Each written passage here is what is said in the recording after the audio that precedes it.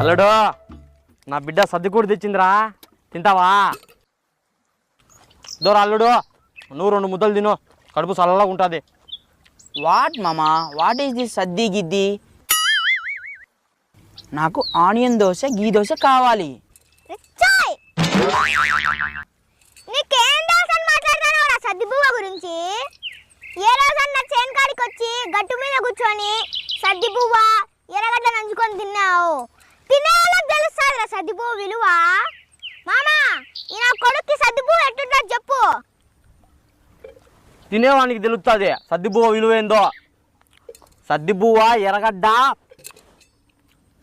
మిరపకాయ కొరుకుతాంటే దీన్ని ఎక్క సలసల సలసల ఉంటుంది కడుపు అంతా.